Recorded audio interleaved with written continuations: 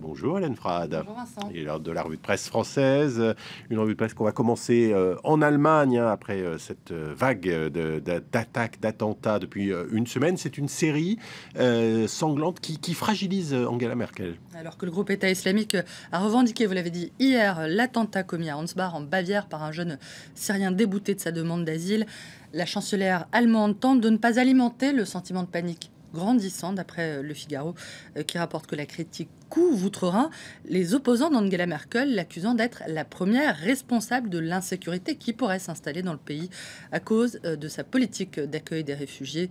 Plus d'1 million de demandeurs d'asile sont arrivés en Allemagne et l'auteur de l'attentat suicide d'Ansbach était l'un d'entre eux, tout comme celui de l'attaque du train à Würzburg. Le nous y arriverons d'Angela Merkel était un peu léger, a regretté hier l'une des chefs du parti de gauche, Die Linke, d'après le journal. Mais les principales attaques risquent évidemment surtout de venir de l'extrême droite, selon l'opinion, même si les dirigeants politiques allemands conservent une attitude responsable qui contraste avec les polémiques franco-françaises au lendemain de l'attentat de Nice, je cite.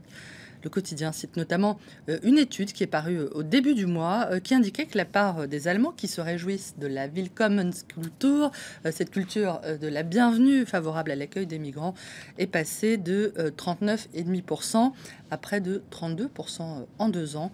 Un durcissement qui pourrait bénéficier donc aux populistes de l'AfD lors des élections qui sont prévues en septembre prochain dans 3 des 16 Länder allemands. Et puisque rappelle pas mal de journaux ce matin, Hélène, c'est que tout comme la France, l'Allemagne est touchée par des attaques dont certains auteurs présentent visiblement des fragilités psychologiques. Le jeune Syrien d'Ansbach était connu pour ses pulsions suicidaires. Le tireur du centre commercial de Munich présentait des signes évidents de déséquilibre, tout comme l'auteur de l'attentat de Nice. Comment distinguer ce qui relève du coup de folie de l'acte terroriste ? Question ce matin du journal La Croix, qui juge que la difficulté de distinguer l'un de l'autre souligne combien il sera difficile de combattre cette violence. Pour la plupart des experts, si rares sont les terroristes relevant de pathologies psychiatriques au sens strict, la plupart présentent de lourdes fragilités psychiques, des fragilités sur lesquelles viendrait se greffer un islam radical vécu sur le mode identitaire. Peu ou pas pratiquants, certains auteurs d'attentats vivent leur adhésion à l'islam comme une identité blessée, comme victime, explique le pédopsychiatre Patrick Amoyel, tandis que le psychiatre Jean Furtos, lui, met plutôt l'accent sur la sensibilité des personnes atteintes de psychose au climat ambiant, renvoyant notamment à la responsabilité des médias, c'est-à-dire nous, pour éviter l'exacerbation maniaque des patients, je le cite. Et puis, Hélène, le terrorisme pose aussi la question de la nature de la lutte engagée contre lui. La Libération relève l'hésitation du gouvernement, mais aussi de nombreux experts, à parler de cette lutte contre le terrorisme comme de n'importe quel conflit armé. La France est-elle en guerre ? S'interroge le journal, qui rappelle que l'Élysée n'a pas utilisé ce terme avant les attentats de novembre 2015.